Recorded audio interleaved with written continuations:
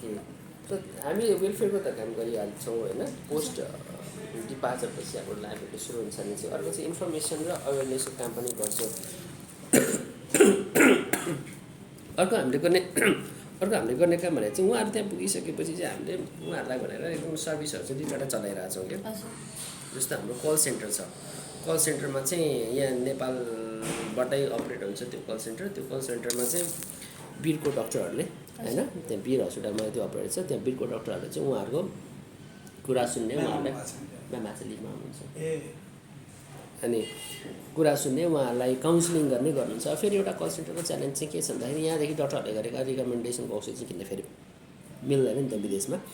उहाँले अब तिमी डक्टरकोमा जान सक्छौ या तिम्रो सिचुएसन्स हुँदा चाहिँ यो जस्तो छ भने त्यो टेलिमेडिसिन अब त्यसलाई अब डिस्टेन्ट डायग्नोस भनौँ न होइन, डायग्नोस गरेर उहाँले रिकमेन्डेसन दिनुहुन्छ।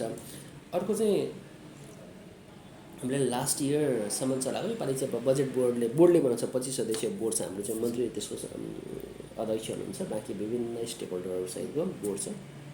त्यो बोर्डले बजेट बनाउँछ, काम गर्नुपर्ने हुन्छ र त्यो काम गर्नु चाहिँ यो सेक्रेटेरिएट भन्ने यो अफिस राखेको छ। किन सबैजना मन्त्रीले आएर, ट्रेड युनियनका मान्छे आएर, अन्य मन्त्रालयका मान्छे आएर दिनको यहाँ साइन पनि गर्न मिल्दैन होइन। त्यसैले हामी यहाँ बसेका छौँ। त्यसले गर्दा गत सालसम्म चाहिँ हामीसँग र अब बजेट भन्दैछ यसमा पनि सम्भवतः हामीले राख्ने प्रपोज चाहिँ गरेका छौँ। त्यो भनेको चाहिँ यो साइकोसोसियो काउन्सिलिङ हामी गरिरहेको हुन्छौँ उहाँहरूलाई। अघिल्लो पटक पनि थियो होइन, मनोसामाजिक परामर्शकर्ता भनेर हामीसँग हुनुहुन्थ्यो।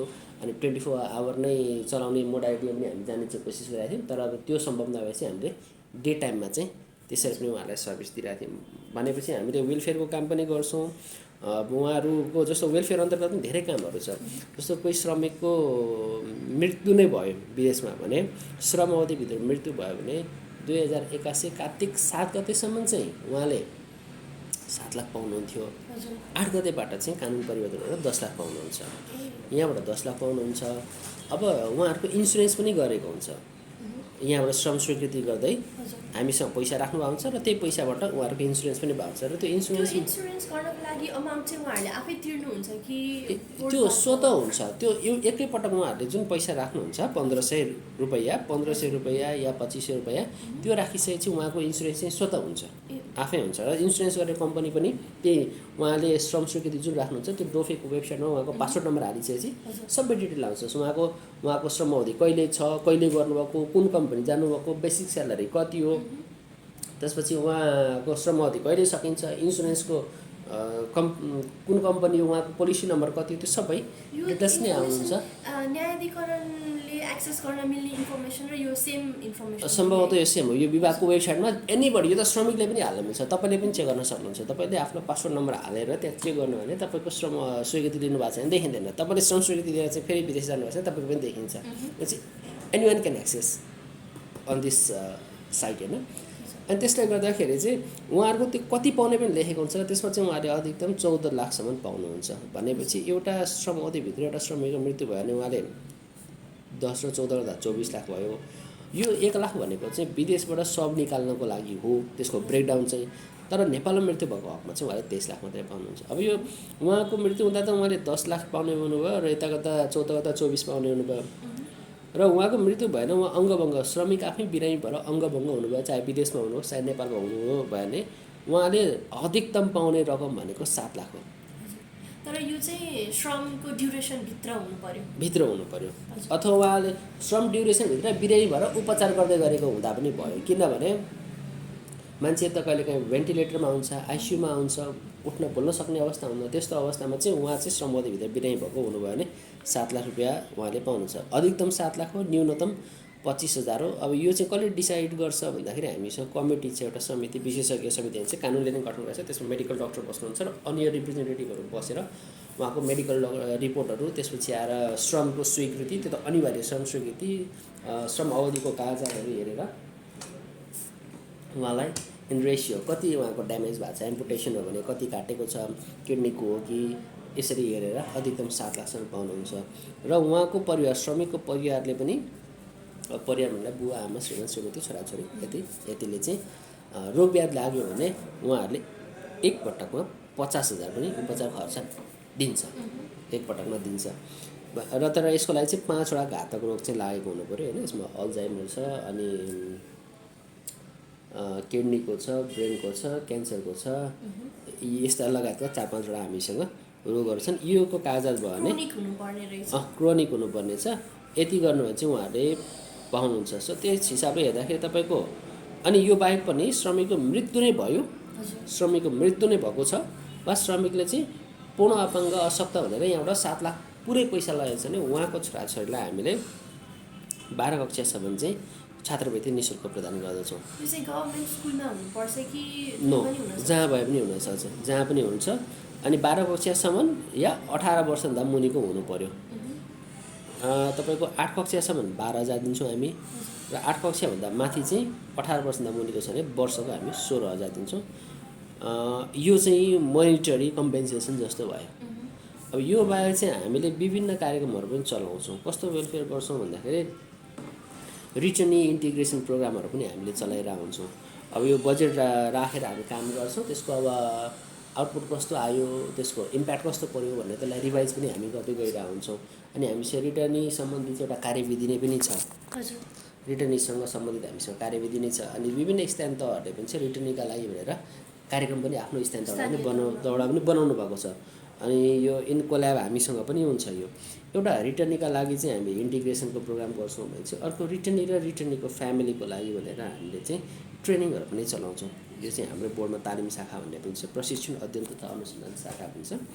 यसले के गर्छ भन्दाखेरि चाहिँ रिटर्नी हो भने उहाँको पासपोर्ट राख्नु पऱ्यो, हामीसँग सिस्टम पनि छ, पासपोर्ट राख्नु पऱ्यो। या रिटर्नी हो भने उहाँको परिवारले फर्म भर्दा चाहिँ त्यो सिस्टममै मेरो मान्छे फलानु गरेर नाता प्रमाणित गरेर कागजात राख्नुहुन्छ। उहाँहरूलाई हामीले हाम्रो बोर्डले बनाएको करिकुलम अनुसार चाहिँ ट्रेनिङ पनि दिन्छौँ।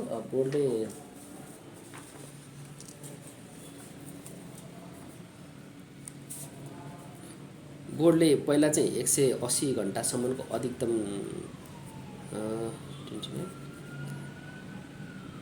म तपाईँसँग एकछिनमा कुरा गर्छु ल यसको बारेमा, थाहा पाइसक्यो। अनि हुन्छ। अनि के अरे 180 घन्टा अधिकतम कोर्सको हामीले दिने गरेका थियौँ। किनभने बोर्डले चाहिँ आफ्नो ट्रेनिङको करिकुलम आफै बनाउन पाउँछ भन्ने कारणले भन्दा कारणले हामीले छोटो अवधिको ट्रेनिङ चाहिँ बनायौँ।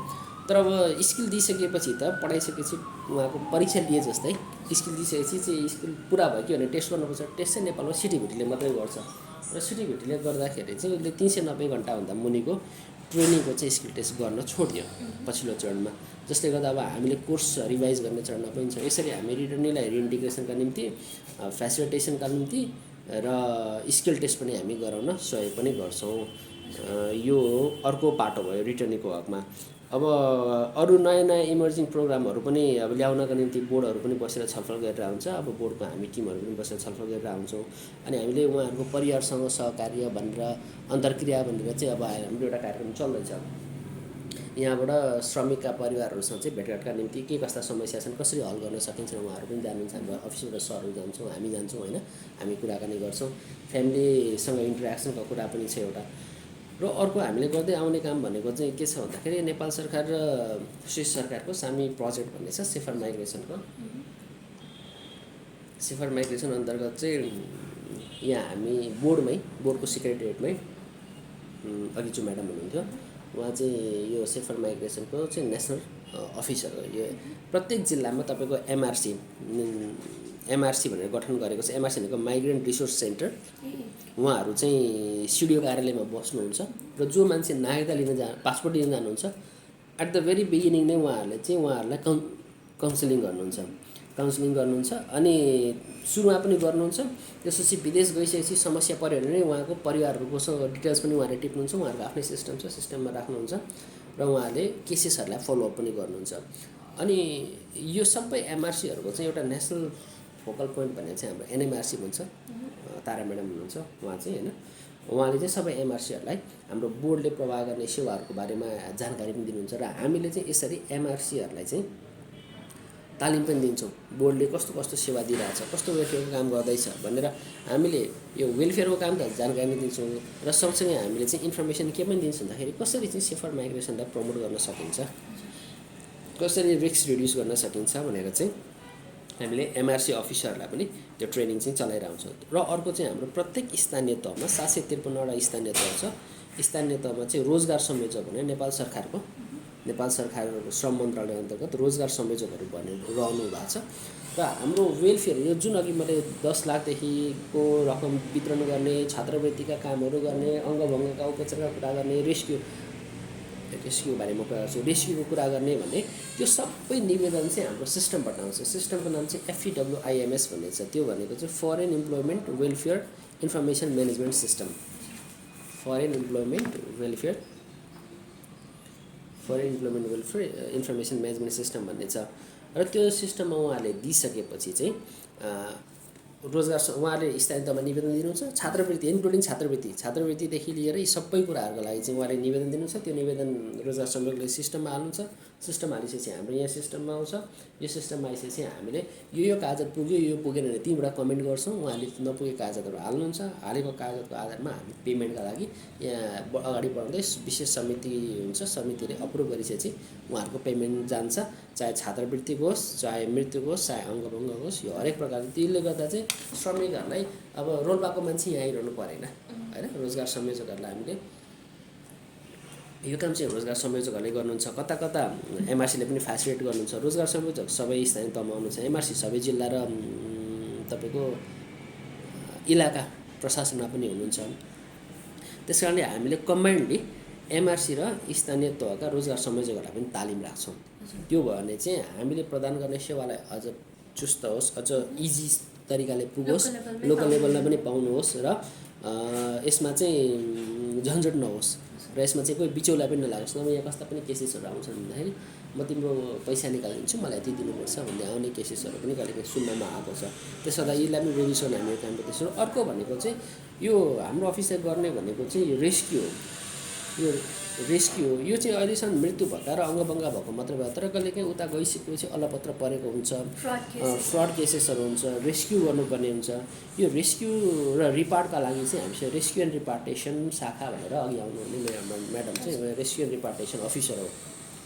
तपाईँले उहाँलाई पनि भेटेर चाहिँ के कति केसेसहरू रेस्क्युका लागि आएका छन्, कस्ता केसेसहरू आएका छन्, रेस्क्युमा के च्यालेन्जेसहरू रहेछन्, अनि के गर्दा चाहिँ इज हुन्छ भन्ने चाहिँ तपाईँले त्यो त्यहाँबाट पनि एउटा इन्फर्मेसन चाहिँ पाउनुहुन्छ होइन। रेस्क्यु एन्ड रिपार्टेसन हामीले गर्छौँ। त्यसको प्रोसिड्युर चाहिँ प्रोसिड्युर के छ भन्दाखेरि परिवारले यहाँ आएर निवेदन दिनु पऱ्यो, मेरो मान्छेलाई उद्धार गरिदिनु पऱ्यो भनेर। निवेदन चाहिँ उहाँहरूले बोर्डमा दिने हो कि विभागमा दिनुहुन्छ कि? रेस्क्युको लागि चाहिँ रेस्क्यु एन्ड रिपार्ट चाहिँ बोर्डमा भएको कारणले हुँदाखेरि बोर्डमै दिने हो। उहाँले अब कतिले थाहा नपारे विभाग हुँदै बोर्ड पनि आउनुहुन्छ, कोही विभाग हुँदै बोर्ड जानुहुन्छ। त्यो एक्सेन्ज त यो के भन्छ मिसअन्डरस्ट्यान्डिङका कारणले यो मिसकम्युनिकेसन पनि भएको हुन्छ। हजुर। तर जहाँबाट भए पनि तपाईँको निवेदन चाहिँ रेस्क्युको लागि बोर्डमा आउने हो।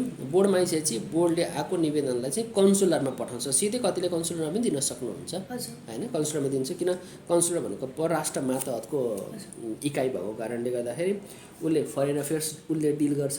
र हामीसँग आएको चाहिँ हामीले श्रम स्वीकृति लिएर गएको, जुन अघि मैले मेन्डेटरी कुरा भने श्रम स्वीकृति लिएको श्रम अवधिभित्र भएको श्रमिकहरूका हाम्रो टिआरभित्र पर्ने हुँदाखेरि चाहिँ उहाँहरूको चाहिँ एप्लिकेसन हामी इन्टरटेन गर्छौँ। र त्यो एप्लिकेसन हामीले श्रम स्वीकृति नलिकन जानुभएको, इलिगल रुटबाट जानुभएको छ भने चाहिँ उहाँको हकमा हामीले गर्न सकेनौँ। उहाँको हकमा वैदेशिक रोजगार बोर्डको कल्याणकारी कोष एक्टिभेट हुन सक्दैन, किन निकाल्न पनि खर्च लाग्ने हुन्छ।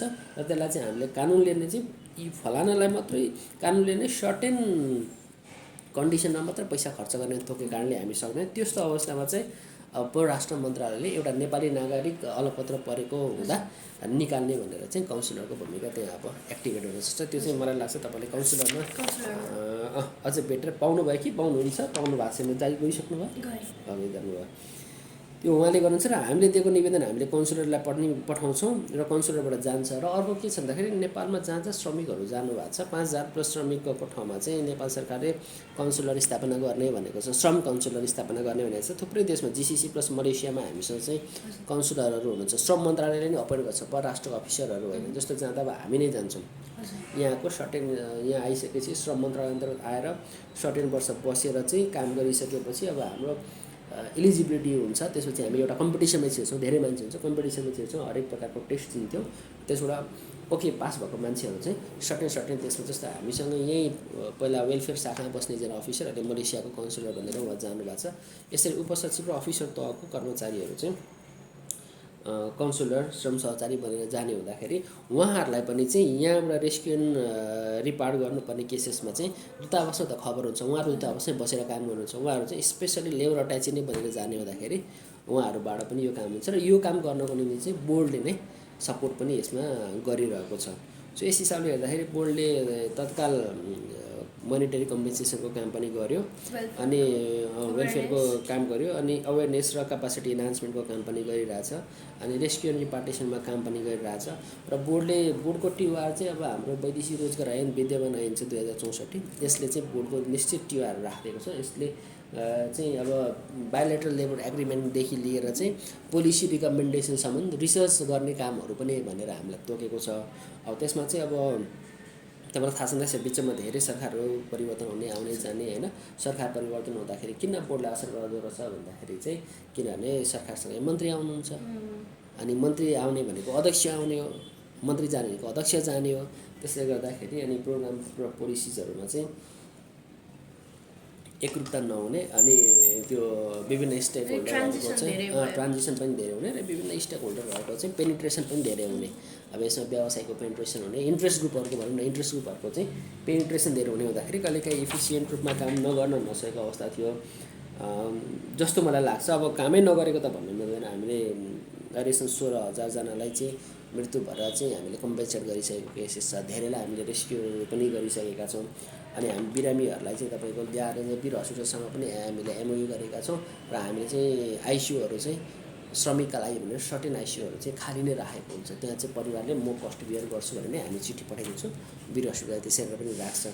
त्यस हिसाबले रेस्क्यु गर्दाखेरि त कतिपय केसेसहरू त उहाँहरूले आफै रेजिस्टर गर्नुहुन्छ, नत्र कसरी गर्नुहुन्छ? परिवारको सदस्यले दिनुहुन्छ। चाहिँ अनलाइन पनि गर्न मिल्छ, अनलाइन पनि गर्न मिल्छ। यहाँ आएर उहाँहरूले निवेदन पठाउनुहुन्छ, इमेल दिनुहुन्छ अनि यहाँ आएर चाहिँ निवेदन अझ भर्सक त धेरै त रेस्क्युका लागि आफै आउनुहुन्छ नेपालीहरू। हामी अझै पनि अनलाइनमा युज टु नभएको कारणले गर्दाखेरि इमेल गरेको छ भने फोन गर्नुपर्छ नि हामीलाई होइन। उहाँहरू इमेल गरे पनि आफै आउनुहुन्छ तर धेरै चाहिँ आउनुहुन्छ। त्यो रेस्क्युको लागि चाहिँ अहिलेको हाम्रो तपाईँले म्याडमसँग भेट्न सक्नुहुन्छ। मलाई लाग्छ हामीले यो वेलफेयरमा गर्ने कामहरू यो बोर्डले गर्ने काम यति भयो र पोलिसी रिकमेन्डेसन अनि अर्को चाहिँ के छ भन्दाखेरि इम्पोर्टेन्ट कुरो चाहिँ पिडिओटी। जस्तो उहाँ गइसकेपछि श्रमिक उता गइसकेपछि धेरै समस्याहरू छन्, कल्चरल समस्या आउँछन्, सोसियल समस्या आउँछन्, लिगल कम्प्लिकेसन्स आउँछन् अनि त्यो साइकोलोजिकल कम्प्लिकेसन्सहरू आउँछन्। त्यसलाई चाहिँ कसरी जोगाउने, श्रमिकलाई चाहिँ सकुशल नेपाल फर्काउने भनेर चाहिँ जानुभन्दा अगाडि प्री डिपार्चर ओरिएन्टेसन ट्रेनिङ पनि हामीले नेपाल सरकारले दिने गरेको छ। नेपाल सरकारले दिने भनेको नेपाल सरकारले पिडिओटीको अनिवार्य श्रमिकले श्रम स्वीकृति विदेश जानुभन्दा विदेशमा चाहिँ जुनसुकै स्ट्याटसमा जान सक्छ, भिजिटमा जान सक्छ, स्टुडेन्ट भिजामा जान सक्छ होइन, बिजनेस भिजामा जान सक्छ। वर्क भिजामा जान्छ भने चाहिँ वर्क भिजामा जाँदा अनिवार्य श्रम स्वीकृति र अनिवार्य ट्रेनिङ पिडिओटी चाहिँ बनेको छ। पिडिओटीमा धेरै सुधार गर्नुपर्ने कुराहरू पनि छन् तर यो पिडिओटीमा चाहिँ प्री डिपार्चर ओरिएन्टेसन ट्रेनिङको करिकुलम बनाउने काम चाहिँ बोर्डको 25 सदस्य बोर्डको सचिवालयले त्यसलाई एक्जिक्युट गर्छ। हामी बसेर करिकुलम बनाउँछौँ, 2 दिनको करिकुलम छ अहिलेसम्म अनि यसलाई देशगत रूपमा ब्रेकडाउन पनि गरेको छ क्लस्टर वाइज। मलेसिया जाने श्रमिकको चाहिँ कल्चरल कुराहरू जिसिसी जानेसँग नमिल्न सक्छ, कोरिया जानेको चाहिँ इजरायल जानेसँग नमिल्न सक्छ। यसरी क्लस्टर वाइज तालिम हुन्छ तर तालिम दिनको लागि चाहिँ तपाईँको नेपाल सरकारबाट भनेको वैदेशिक रोजगार विभागबाट अनुमति लिएर संस्था दर्ता गरेर आवश्यक रिक्वायरमेन्ट इन्फ्रास्ट्रक्चर सेटअप गरेर तालिम प्रदायक संस्थाहरू अपरेट गर्दै हुनुहुन्छ। उहाँहरूले तालिम दिनुहुन्छ।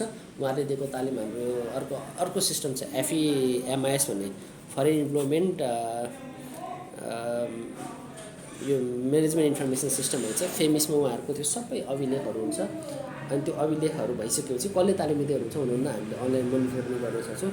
यसरी 2 दिन तालिम दिइसकेपछि उहाँहरू चाहिँ जानुहुन्छ र यो ट्रेनिङमा चाहिँ बेसिकल्ली तपाईँको ट्राफिक सेफ्टीका कुराहरू, जेनरल हेल्थ सेफ्टीका कुराहरू, अकुपेसनल हजारका कुराहरू, कल्चरल एसिमिलेसनका कुराहरू, साइकोलोजिकल च्यालेन्जेसहरूका कुराहरू, सेक्सुअल रिप्रोडक्टिभ हेल्थ एन्ड राइट्सका कुराहरू, अझ पोटेन्सियल थ्रेट्स र जोखिमहरू कहाँ छ, यहाँको लेबर ल के छ, त्यहाँको लेबर ल के छ, समस्या पर्दा कहाँ सम्पर्क गर्ने भन्ने जस्ता कन्टेन्टहरूमा चाहिँ उहाँहरूलाई तालिम हुने व्यवस्था चाहिँ छ।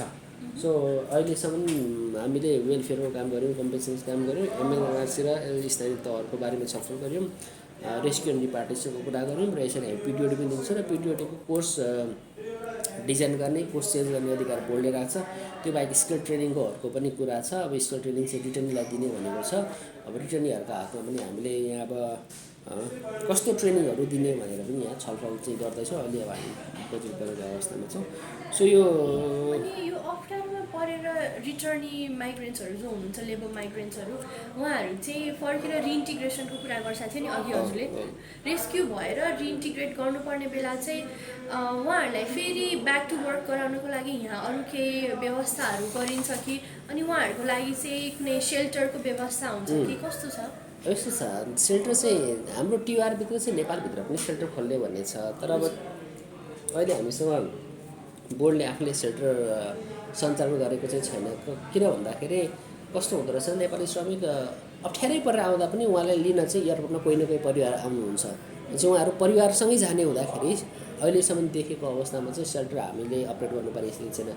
तर वैदेशिक रोजगारमा गइसकेपछि समस्या परे चाहिँ जहाँ रेस्क्यु गर्नुपर्ने हुन्छ, जहाँ स्ट्रान्डेड हुनुहुन्छ, जहाँ हामीले रिपार्ट गर्नुपर्ने हुन्छ, त्यस्तो अवस्थामा चाहिँ विदेशमा चाहिँ हामीले सेफ हाउसहरू चलाउँछौँ र सेफ हाउस अपरेट गर्नको लागि पैसा चाहिँ बोर्डले नै पठाउँछ यहाँदेखि। त्यसका लागि एम्बेसीले चाहिँ हामीलाई यतिजना मान्छेलाई चाहिँ रेस्क्यु रिपार्ट गर्न पैसा चाहियो भन्छ। जस्तो लेटेस्ट केस चाहिँ युएईबाट हुनसक्छ, उहाँहरूले 20 लाख रुपियाँ माग्नु भएको छ। 20 लाख रुपियाँ किन माग्नु भएको छ भन्दाखेरि इन एभरेज त्यो मान्छेको डकुमेन्ट अनेक मुद्दा लागेका हुन्छन्, अनेक समस्या हुन्छन्। त्यो डकुमेन्ट बनाउन, डकुमेन्ट भेरिफाई गर्न, नोटरी गर्न, उनीहरूको स्थानीय भाषामा लान, लगिसकेपछि पनि त्यसलाई एटेस्ट गर्न जुन कोर्ट फीहरू हुन्छ इन एभरेज 8-9 हजार कति पर्छ भनेर उहाँहरूले पठाउनु भएको छ, जसको कुल उहाँहरूले 20 लाख हामीसँग माग्नु भएको छ। त्यस हिसाबले उहाँहरूले मागेका हामीले यसरी एडिसनल कस्टहरू पनि चाहिँ त्यो वेलफेयरकै लागि पनि हामीले गरिरहेको हुन्छौँ।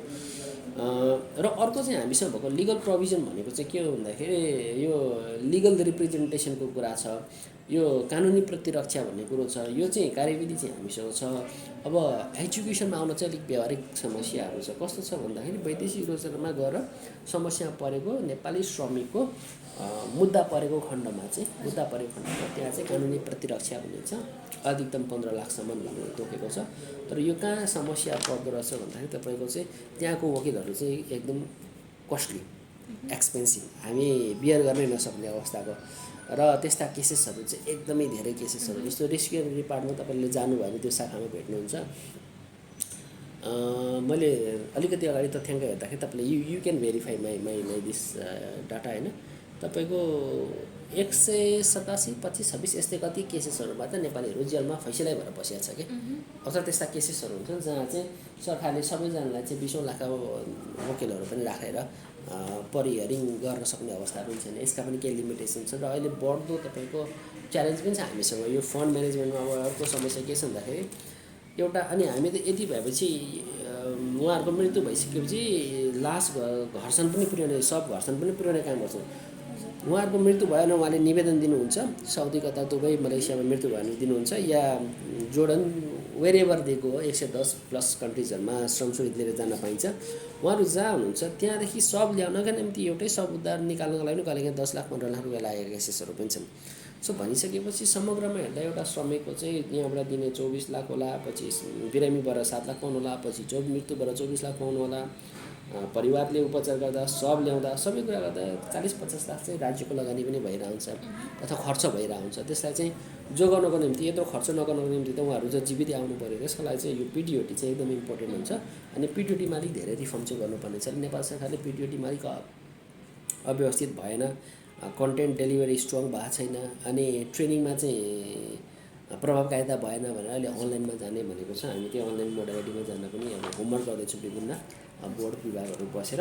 मलाई लाग्छ हाम्रो यो वर्कको टिआर यो अब यसमा तपाईँले अहिलेसम्म कतिजनाले छात्रवृत्ति पाउनुभयो, कतिजनाको मृत्यु भयो, कतिजना चाहिँ रेस्क्यु भएर आउनुभयो भन्ने चाहिँ डाटा हाम्रो सिस्टमबाट निस्किन्छ। यसको लागि चाहिँ म तपाईँलाई हाम्रो इन्जिनियरसँग, एज अ इन्जिनियर हुन्न, तपाईँले इमेल छोड्नु भयो भने म तपाईँलाई इमेल गरेर पठाउन सक्छु। नभए त्यो चाहिँ अहिले हाम्रो मैले खोलेर एउटा ड्यासबोर्डमा त जेनरल ड्यासबोर्डमा देखिन्छ, त्यहाँभित्र पनि तपाईँलाई प्रिसाइज केही चाहिन सक्छ भने हामी काम गर्न सक्छौँ। एउटा यो भयो। अर्को तपाईँलाई एनएमआरसीकै बारेमा केही बुझ्नु छ भने चाहिँ एनएमआरसीले के गर्छ होइन, सेफर माइग्रेसनको लागि कसरी काम गर्छ भने हाम्रो तारा म्याडम पनि हुनुहुन्छ सिज अभाइलेबल क्या। त्यसपछि अर्को चाहिँ रेस्क्यु एन्ड रिपार्टेसनको लागि केही गर्नुपर्छ भन्ने चाहिँ हाम्रो 8 नम्बर कोठामा हाम्रो मान्य म्याडम हुनुहुन्छ। तपाईँले उहाँसँग पनि भेट्न सक्नुहुन्छ depending on your time and depending on your research objective होइन। मैले तपाईँलाई देखाइदिएँ। र अर्को भनेको चाहिँ माइग्रेसनको सेक्टरमा काम गर्ने धेरै संस्थाहरू छन्। म तपाईँ उहाँहरूले नम्बर दिन सक्नुहुन्छ या दिन सक्छु। यो पिएनसिसी भन्ने छ, प्रवासी नेपाली कोअर्डिनेसन कमिटी भन्छ। उहाँहरूले चाहिँ अब सामीसँग पनि मिलेर काम गर्नुभएको छ, हामीसँग पनि मिलेर धेरै कामहरू गर्नुभएको छ। पिएनसिसीले त मेल वर्कर्सहरूलाई पनि सेल्टर प्रोभाइड गर्छ नि है? हो, उहाँहरूले गर्नुहुन्छ। कन्ट्याक्ट भएको छ तपाईँको उहाँहरूसँग? छैन, मलाई न्यायाधिकरणमा इन्टरभ्यू गर्दाखेरि चाहिँ उहाँले भनिसक्यो। त्यसले गर्दाखेरि तपाईँलाई म पिएनसिसीको स्टाफहरूको पनि नम्बर दिन सक्छु। अनि हो, यसरी काम गर्नको लागि चाहिँ अब यो हामीसँग एमआरसी मात्रै होइन कि अर्को चाहिँ प्रोग्राम अफिसर पनि हुनुहुन्छ। जस्तो उहाँ एउटा प्रोग्राम अफिसर भयो, उहाँहरूको program rescue and repatriation program officer हुनुभयो। हामीसँग काउन्सिलरमा अर्को प्रोग्राम अफिसर हामीले सेट गरेका छौँ। त्यसपछि आएर अर्को प्रोग्राम हामीसँग चाहिँ 7वटा प्रदेशमा रिजनल प्रोग्राम अफिसर पनि हुनुहुन्छ, जसले चाहिँ यही सेफर माइग्रेसनको कामहरू चाहिँ उहाँहरूले गर्नुहुन्छ। र उहाँहरू चाहिँ सबै हामीसँग बाहिरको स्टाफहरू, बोर्डको हामी अब नेपाल सरकारले पठाएको स्टाफहरू, त्यसपछि अब यहाँ कति कन्ट्र्याक्टको स्टाफहरू हुनुहुन्छ। हामी सबै चाहिँ मन्त्रालयको पोलिसी होइन सँग इन अलाइनमेन्ट काम चाहिँ गरिरहेको छौँ माइग्रेसनको। अब हामीले गर्ने काम चाहिँ मोरओभर तपाईँको पोस्ट डिपार्चरसँग सम्बन्धित छ भने चाहिँ सामीहरूले गर्ने काम चाहिँ त्यो प्रि डिपार्चरमै कसरी सेफर हुन सकिन्छ भन्ने कुरा चाहिँ जोडेर गर्दै हुनुहुन्छ।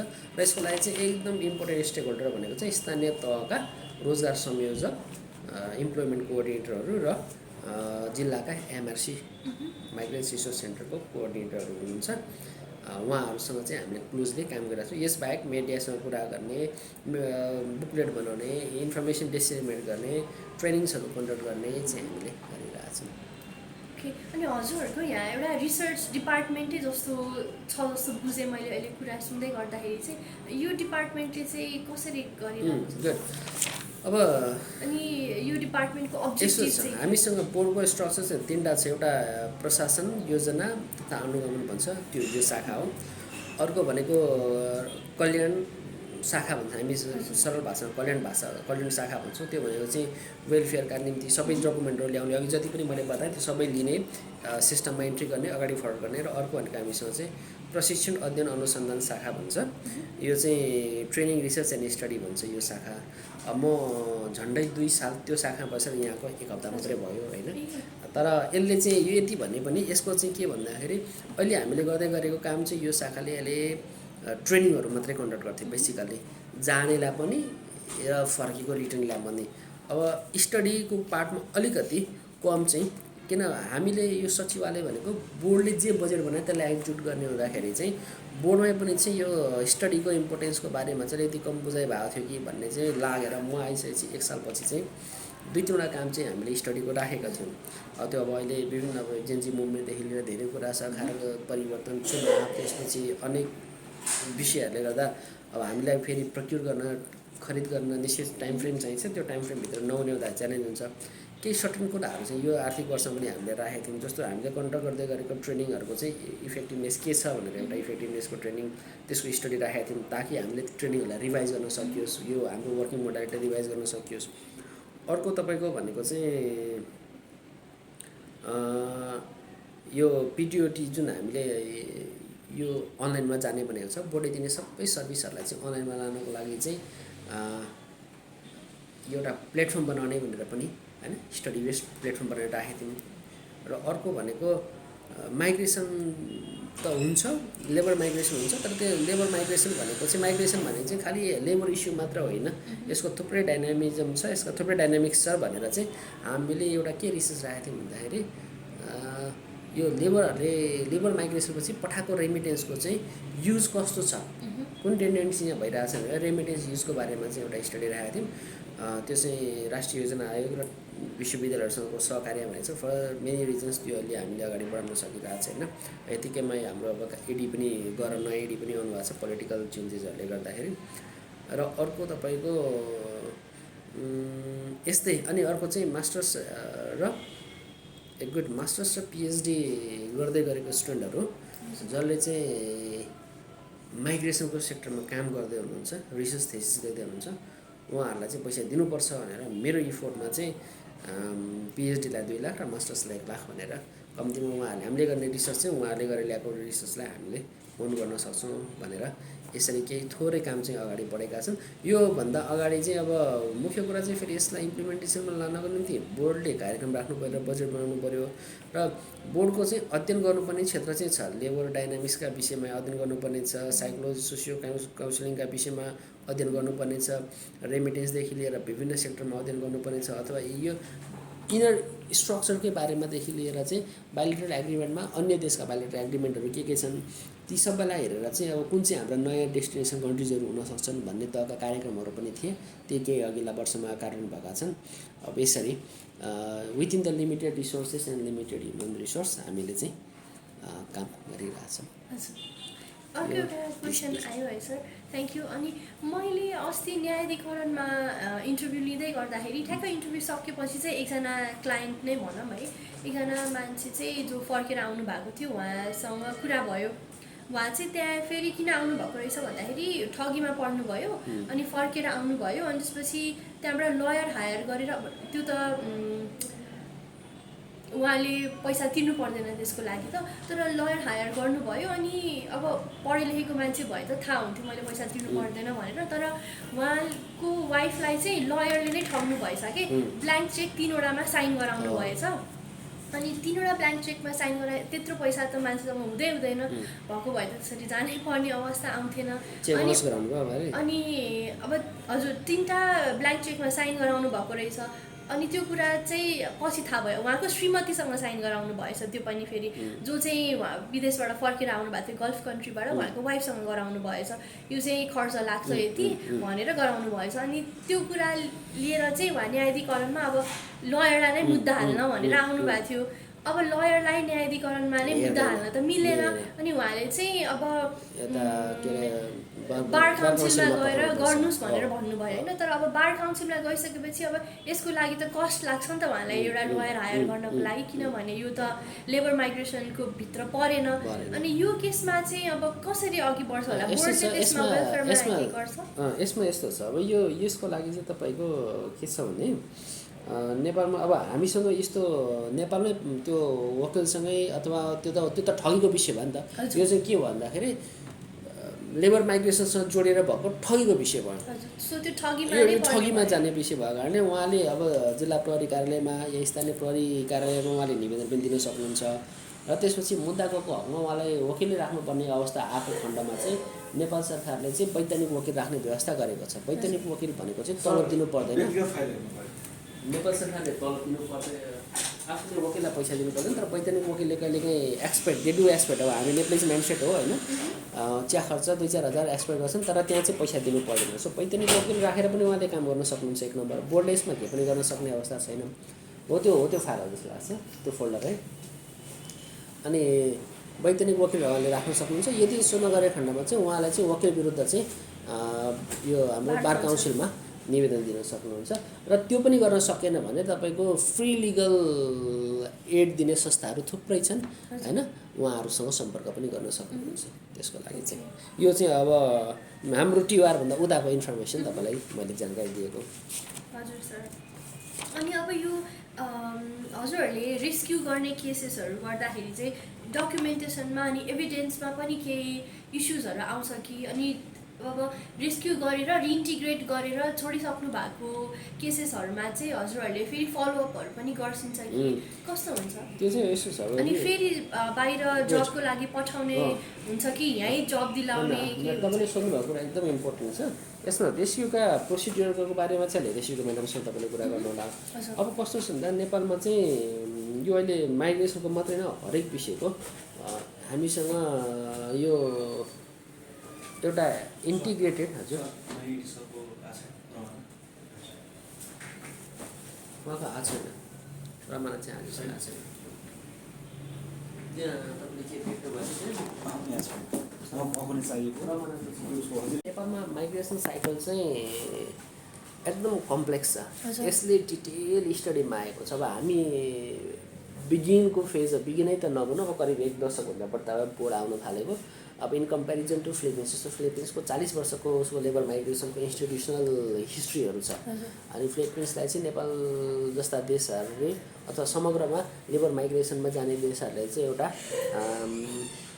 अग्रणी राष्ट्रको रूपमा चाहिँ सिक्नुपर्ने राष्ट्रको रूपमा लिन्छन् र धेरै प्रोजेक्टहरू त्यसरी सिक्नको निम्ति मानिसहरू जानुहुन्छ उहाँहरू होइन। अब हामी भन्न खोजेको माइग्रेसन नेपालमा लामो समय भए पनि त्यो इन्स्टिट्युसनलाइज र लिगल भएको चाहिँ पछिल्लो 10-15-20 वर्ष मात्रै भएको कारण छ एउटा। र पछिल्लो नेप्लिज यो पोलिटिकल र सोसियल ट्रान्जिसनले गर्दाखेरि पनि चाहिँ हामीसँग त्यसमा त छैन। चिठी नै बनेको चिठी नै छ कि छैन त्यहाँ?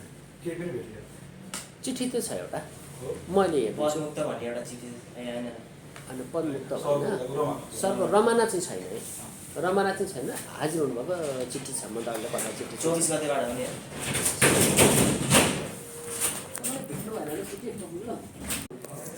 एकचोटि विदेश गएको मान्छे नेपाल फर्किआउने र फर्किआएको मान्छे चाहिँ कहाँ गयो भने चाहिँ इन्डिभिजुअल। अब यो चाहिँ कस्तो रह्यो विषय रह्यो भन्दाखेरि एकजना व्यक्तिलाई श्रमिकको आँखाले मात्रै हेर्ने कि नागरिकको आँखाले हेर्ने भनेर पनि विषय रह्यो। यदि हामीले उहाँलाई श्रमिककै आँखाबाट हेर्छौँ भन्दा रिइन्टिग्रेसनको आस्पेक्टबाट हेर्दा चाहिँ उहाँ कहाँ जानुहुन्छ, के गर्नुहुन्छ, के खानुहुन्छ नि हरेक कुरा ट्र्याकिङ गर्नुपर्ने अवस्था रहन्छ। र राष्ट्रकै नागरिकहरूको चाहिँ अभिलेख प्रणाली जुन यो डेटाबेस हुन्छ, यो चाहिँ मलाई लाग्छ एउटा हाम्रो अफिसले कसैले भन्दा पनि यो पोलिसी लेभलबाट चाहिँ यो निड फेल्ड हुनु पऱ्यो र यसलाई चाहिँ एचिभ गर्नु पऱ्यो। किन यो चाहिँ यसले सम्भव छैन, हामीले देखेका छैनौँ भन्दाखेरि आज आएको श्रमिक चाहिँ नेपालमा आएर 3 महिना बसेपछि, 4 महिना बसेपछि, 5 महिना बसेपछि फेरि फर्किने ट्रेन्ड चाहिँ छ। र एकजना व्यक्ति 20 वर्षको उमेरमा विदेश बस्यो भने लगभग 40 वर्षको उमेरसम्म चाहिँ त्यो नेक्स्ट 2 डिकेड्स चाहिँ माइग्रेसन प्याटर्न नै फलो गरे हुन्छ। केही व्यक्तिहरू आएर रिइन्टिग्रेट पनि हुनुभएको छ। सक्सेस स्टोरी मिडियाहरूले पनि छापेको छ। हामीले पनि असल उद्यमी भनेर चाहिँ कार्यक्रम योपालि पनि हामीसँग छ। असल उद्यमी, रिटर्न उद्यमी अथवा रिटर्न उदाहरणीय भनेर हामीले सपोर्ट गर्ने कार्यक्रम पनि राखेका छौँ योपालि। अनि यसरी चाहिँ हामीसँग इन्टिग्रेटेड इन्फर्मेसन चाहिँ छैन। किनभने फेरि अरू के छ भन्दा नेपालमा चाहिँ यो बसोबास चाहिँ हामीसँग सम्पूर्ण कुराहरू बसोबाससँग रजिस्टर र लिङ्क छैनन्। हाम्रा बसाइसराई एकदम सहज छन्। यति सहज छ कि पहाडको मान्छे मन लाग्यो भने मधेस तुरुन्त झर्न सक्ने अवस्था छ, मधेसमा मन लागेन भने काठमाडौँ आउन सक्ने अवस्था छ, काठमाडौँमा लाने फेरि भोलिपल्ट मधेस। किनभने उसको त्यो मोबिलिटीसँग उसको ब्याङ्क अकाउन्ट, उसको शिक्षा, उसको खानेपानीको, उसको सोसियल इन्सुरेन्स नम्बरहरू जोडिएको भए चाहिँ सायद सेटलमेन्टहरू सहज हुन्थ्यो होला। अब यो चाहिँ अलिकति म्याक्रो लेभलको बिगर लेभलको प्लानिङको भएको कारणले हामीसँग चाहिँ त्यस्तो फर्किएको श्रमिकहरू यहीँ आएर यहीँ बस्नु भएको छ र यहीँ गर्नुहुन्छ भन्ने चाहिँ अभिलेख हामीसँग हुन्न। मलाई लाग्छ यो चाहिँ अब स्थानीय तहले पनि बेसमा चाहिँ अब स्याम्पलिङ पाइलटिङको रूपमा के गर्ने चाहिँ सकिन्छ होला। हजुर सर, थ्याङ्क यू सो हुन्छ, मच। यति गरौँ। अनि अब अर्को तपाईँलाई चाहिएको कुरा चाहिँ 8 नम्बरको थाहा म्याडम र केही हस्।